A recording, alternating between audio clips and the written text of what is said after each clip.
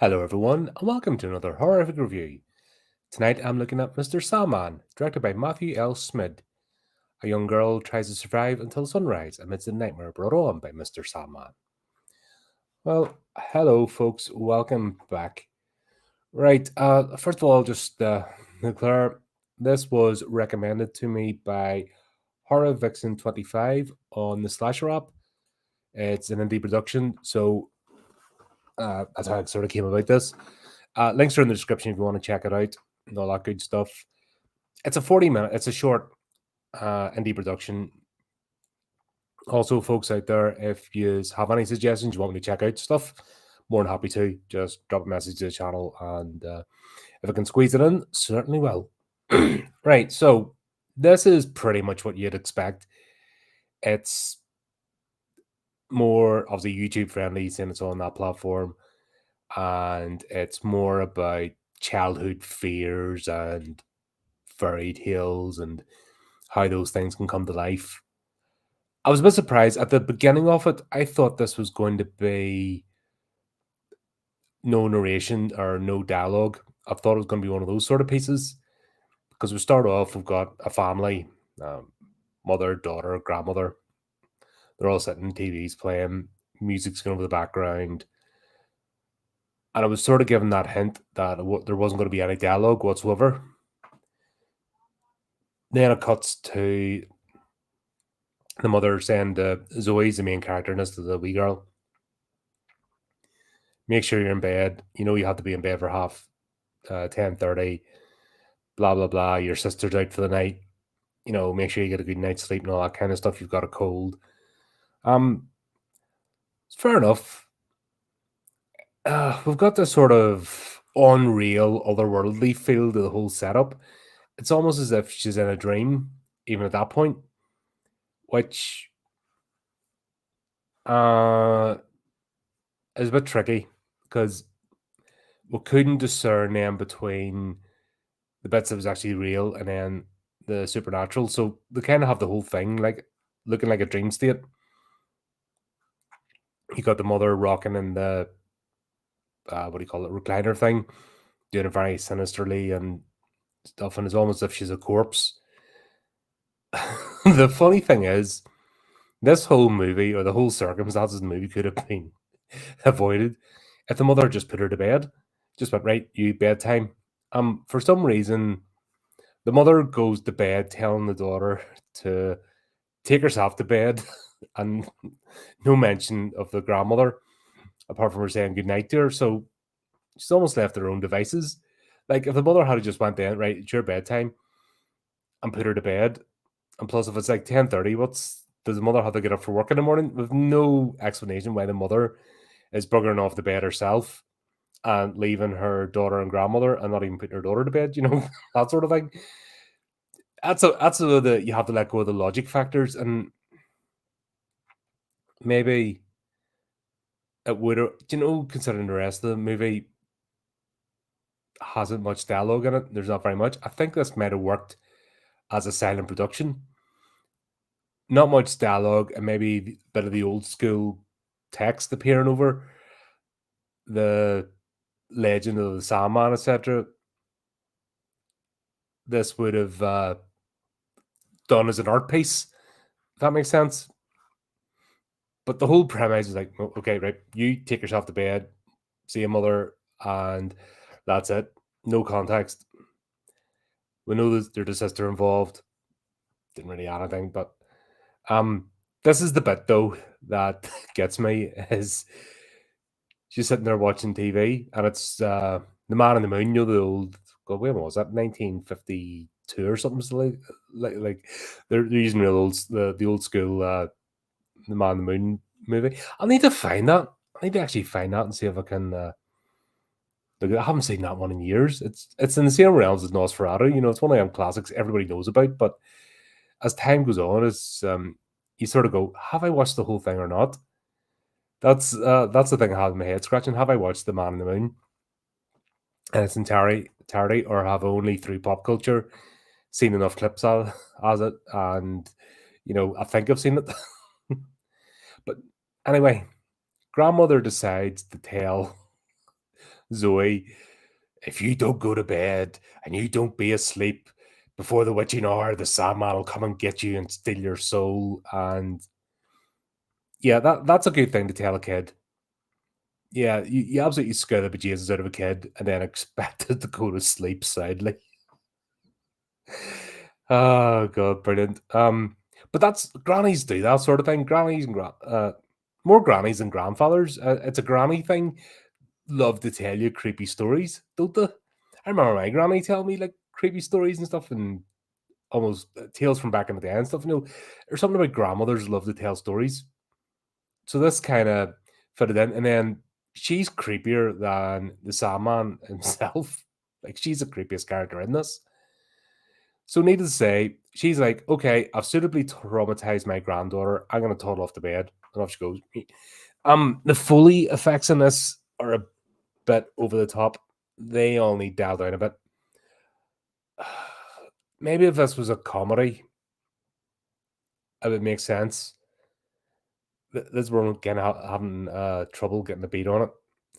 The over the top Foley effects are almost taken away from the atmosphere. Like when the grandmother trundles out, and like really in your face, you're kind of like, okay. Need to say, Zoe's left in the living room on her own, which is why I said the whole premise of the story is like why is mummy going to bed so early and just leaving her kid? And if she knows that her own mother, the grandmother's a bit of a psychopath and loves like winding the kids up, you wouldn't leave your daughter alone with your grandmother because you know she's going to do it.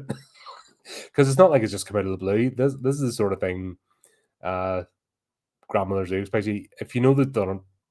Then they've done it loads of times. It's their thing. So, bit of bad parenting skills, but then again, we need silliness to make horror happen, don't we? We need the ridiculous leaving of common sense by the door.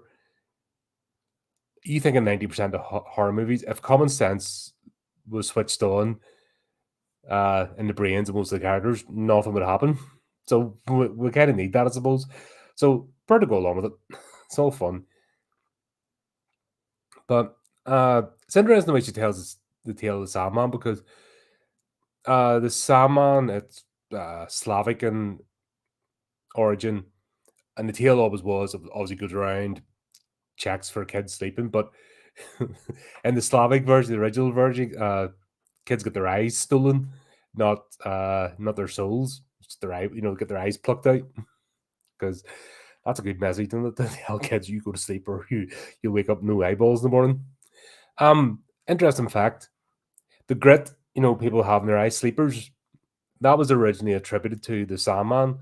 So if you were a good little child and you went to sleep, then Sandman will sprinkle the good sand in your eyes, and that's why you woke up in the morning with the grit. Nothing to do with discharge from the body or anything. Just that's where that came from. There's another tale, Wee Willie Winkie, which is one I grew up with. Very similar as a poem, and it do the same thing. Wee Willie Winkie would grind his nightgown and check for kids that are sleeping, and similar sort of things would happen. It's interesting how we all, even considering how we are distanced from Europe, and there is a channel, but even the vastness of Europe, the fact that there's like 29 different countries, and change and chop and change over the years, but various countries and cultures and languages. Yet the human condition managed to produce similar fairy tales and rhymes.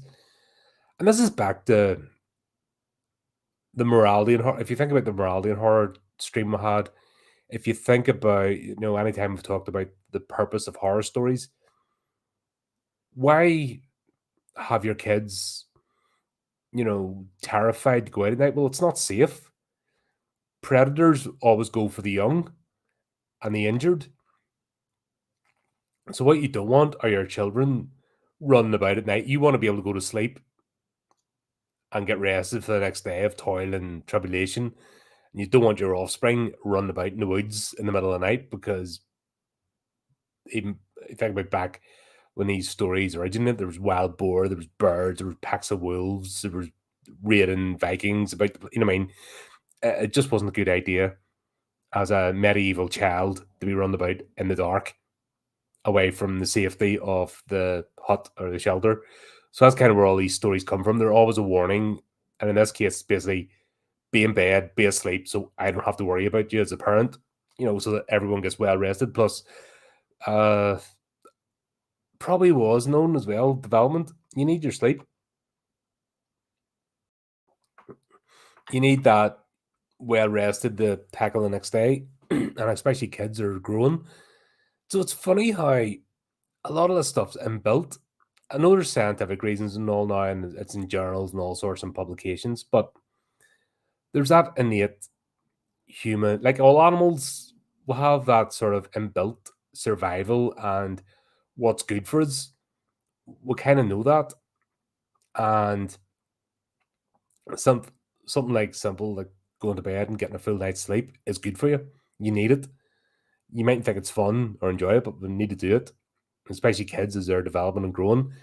Depriving them of sleep, and then you have a cranky child in the morning. So you're trying to plough the fields and carry on with your daily toil or whatever it is. You have a cranky child just due to lack of sleep and can't process their emotions, disturbing your day. It doesn't, what I mean? It's not going to end well. So I just found it interesting. Just the premise of the story made me think about the legend, the fairy tales, and nursery rhymes and stuff. Why these things come about. They all serve a purpose. At the end of the day, but needless to say, Zoe didn't do any of that. She stayed downstairs. She falls asleep, and sure enough, it's the clock striking. I think it was 3 a.m. If the witching hour it's not midnight, it's 3 a.m. The witching hour, and I think that was it. I think I did it. I would need to go back over and check, but I'm pretty sure it was striking at 3. So of course we start getting the whispering and the sounds, and I'll have to say this: the wee girl that plays Zoe, fair play to her. She plays a good part. Like for a child actor, she does everything that was asked of her. She does very well looking at the camera and giving the different expressions and so forth. Look at Hollywood child actors; they're crap. 99% of them are wooden planks. Even in the young adults, look at the 20-year-old ones running about; they're flipping wooden planks and have no range or whatsoever. Um, I don't know what age this wee girl is, but she she does a good job for the age of her. So fair play to her. Is there a bit of overacting in this? Yes, absolutely. It's a indie short at the end of the day, and I think the share surname, so I think it's a family production. Why not? Why not do something interesting with your family, like make a wee short film and have fun? Flipping all for it. Yeah, she she has a wee toy rabbit, Sam, I think it's called, and we'll have the whole thing of her running, the lights on in the dark spot, and it becomes more pronounced, and then we'll have the Sandman's voice whispering in the background. Once again, another bit that these are the bits in movies. Like I'll slag these in big production movies, but the door latch isn't on the door. The chain isn't locked. It's open. So we'll have a very irresponsible mother here who just, yeah, okay, I'll not lock the door. I'll leave it. I'll leave my child with my creepy mother who loves scaring the crap out of them. I'll do that. We know nobody's coming back home because she's already put that in the script. And sure enough, uh, it all ensues. But yeah, we've got this whole scene where she's trying to get up the stairs and it's dark at the top of the stairs, so she puts the light on, and we've seen it loads of times in these sort of movies, so you can kind of figure out how it goes. The drop in the rabbit bit on the bottom stair, just in the shadows, was a wee bit overdone.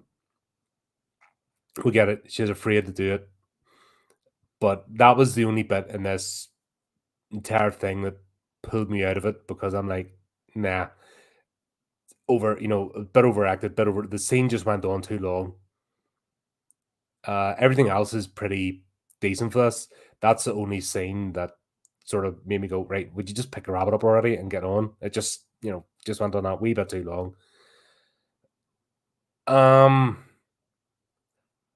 Then she gets into starts freaking out.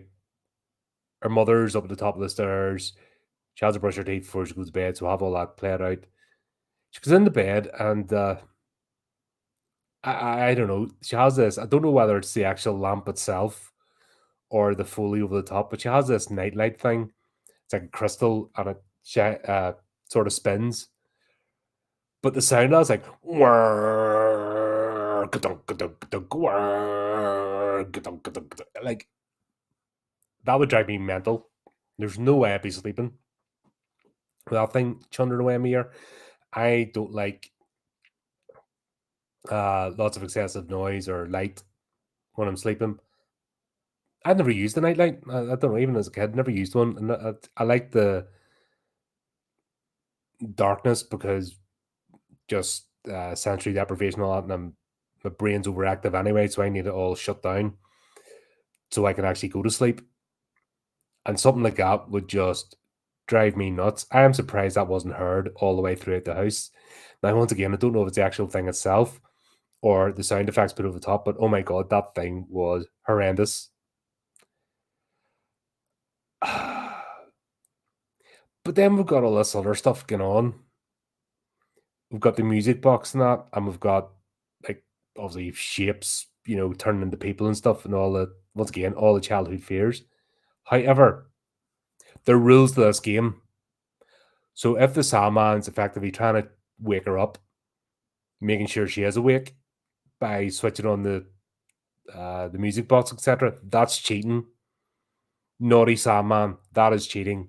We'll have none of that. Thank you. You're not playing right, so you don't get this. So, just it's meant to be the transgressions. That's the way horror movies goes. It's the transgressions of the victim that makes him a victim. It's not there are tricksters, but the Sandman's not meant to be one.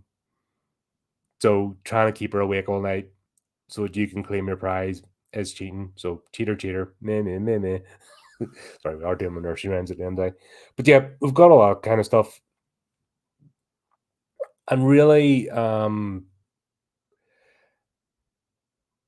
another wee bit that took me out of it, just went on a bit too long, was when Zoe runs into her mum's bed, practically screaming. I can get it being a bit, but she, once again, it was overplayed. Now, she's only a kid. I'm not going to slag her off. Like I said, she's done brilliantly for a production like this. And the fact that she's not using dialogue a lot of this is physical acting, and that's not easy.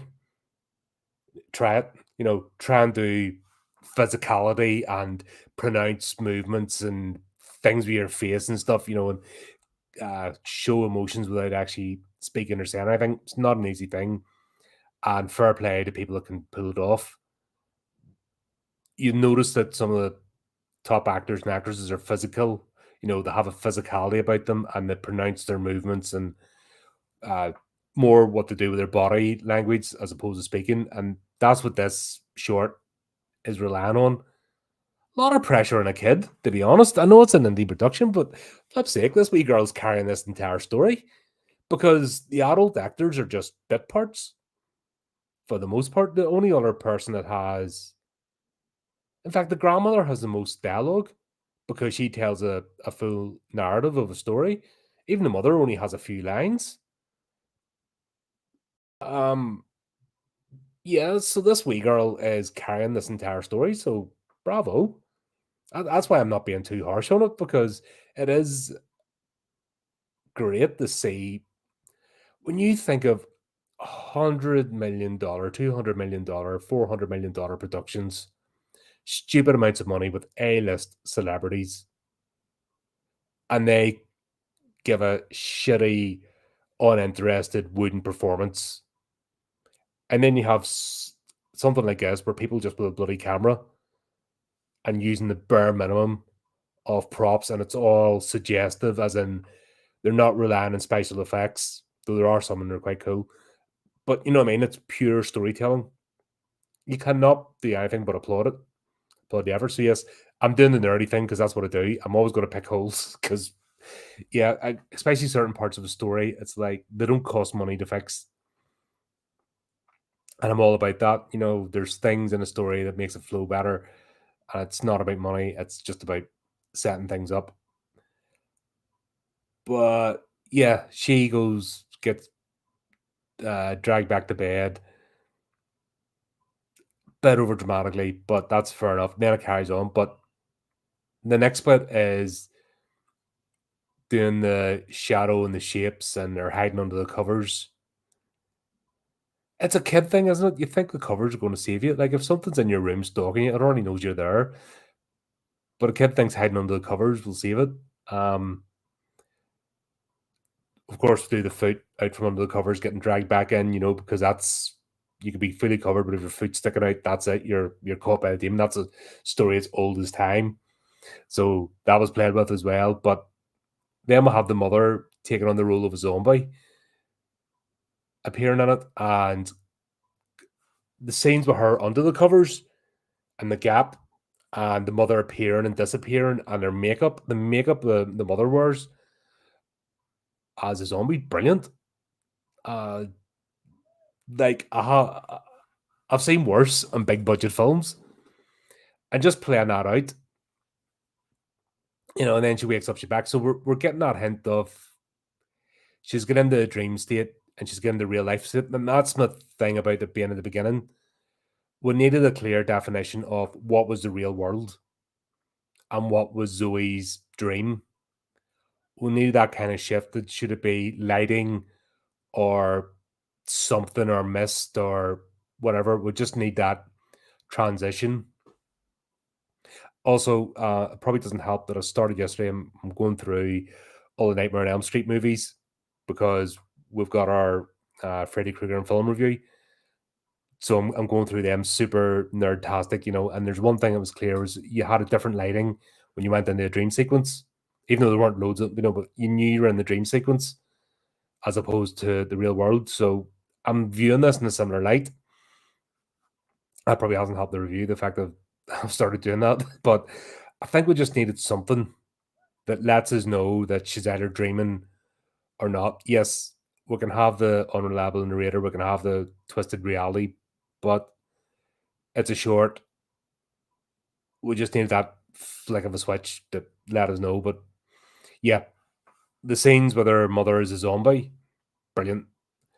And the effects and even the under the cover effects and then transitioning back to the bedroom. Like there's some good camera editing here. I'll I'll have to say for such a basic movie, like the editing and the switching between the scenes is brilliant. Can't argue with that. Once again, another thing that takes me out of it is we had this crystal light thing. And like I said, it was really pronounced. It was lighting up the entire bloody room and it was whirring and clunking, and then it just disappears. What happened to that?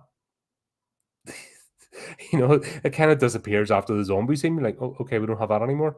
And it was just because it was that jarring when it got switched on that I'm like, oh, where'd that go? So I noticed straight away it was like sort of shoved off to the side. We finally have the appearance of the Sandman, and yeah, I didn't like the mask. I think that it should have been one of the, you know, like a just even a set of tights, just shadowy. The mask didn't really do anything yet. The Sandman as an idea worked better, like the clothes turning into the shape, but the mask was kind of taking me out of it a bit because it really made it obvious it was a costume. I think that should have just been either a black sort of pair of tights over the head, or one of the, you know, the mortis sort of mask that's darkened, you know, or maybe a wee bit of digital adding just to blur out the face that there's nothing there, almost make it ethereal. Would have worked as opposed to that mask. The mask wasn't shame because the costume and all is cool, and the whole idea and using it as an idea more than a physical presence was cool. But then we get this thing. Zoe runs in her parents, and I'll say parents now because her father magically appears. So she jumps in between her mother and father, and you're kind of like, where the hell was dad this entire movie? Like, he's no hint of him. I mean, she jumped in the first time, there's no sign of him. And you're like, what's going on here? So I don't know what that was about. Like, random extra character that served no purpose apart from to go, oh, for God's sake, and turn over, that hasn't been in this. So yeah, that confused me a bit. I'm like, what are you doing here? Mate, you're not in this movie. Move on to the next one, sort of thing. But yeah, we'll get that. She's then thinks she's sleeping with her parents soundly, and then it turns out she's not. And then the movie concludes the way the movie concludes. Yeah, bit of fun. Like I said, links in the description. It's on YouTube, so you can check it out. Great, great film, great story for such a basic premise and minimalistic. It's a minimal. I can really speak. A minimalistic production. Limited effects. There is one effect where she's like floating on top of the bed, and that was done really cool. And that you see her sort of rising up and kicking her legs and stuff and coming back down again. There's effects that got the zombie effects that using under the covers as well as the safe haven. Then it's not. It's like, oh, that's brilliant for this. But what I would say though, 40 minutes is a bit much for this because there's not that much story to tell. Let's be honest, it's a basic premise. Really, I could have seen this as a 20-minute short, 15 to 20 minutes, just with the material. And I think it would have been a lot tighter. Or just, story at the beginning. The sort of bit you feel like it's been dragged out in the middle with the dream sequence, especially the bit in the sewers. Like that could have been shaved in half easily, and you wouldn't have lost anything. We got the idea of the shadows and the lights and switching the light on, sort of thing. We got it, didn't have to be as long. So that'd be really my only complaint. After like 20 minutes, I was starting to go a bit, okay, right, are we wrapping up soon? Sort of thing. But all in all, really cool, happy. That was fun. More plays, more indie productions, I guess. That's where I'd say we need more creators, not less. We need more people having a go and trying to make things. And we've got more technology and resources than ever to be out there. And let's not worry about the fast food factory. Let's entertain each other. I like that idea. I like the idea of, and I think this is I think this is a family production. I like the idea of a family going, let's make a wee movie. Why not? And everybody getting involved and having a bit of stake in it and then putting something out there. Even if they never do another thing again, they've made something and they put it out there and they've had a bit of a bonding experience doing it. What's bad about that? But it'd be interesting to see where this goes. So this is Acres Films. Like I said, the only thing I have is that link. If Horror Vixen 25, if you see this and there's other links you want me to share, send them my way and I'll chuck them in the description as well. But yeah, anyone, if you've got indie productions happening, something you want me to check out, more than happy to. And yeah, glad I came across this and got to talk about it. So there you go, folks. There's that. Just seems to say, until next time, update the channel, do the technical things, and remember to keep it creepy, keep it horrific.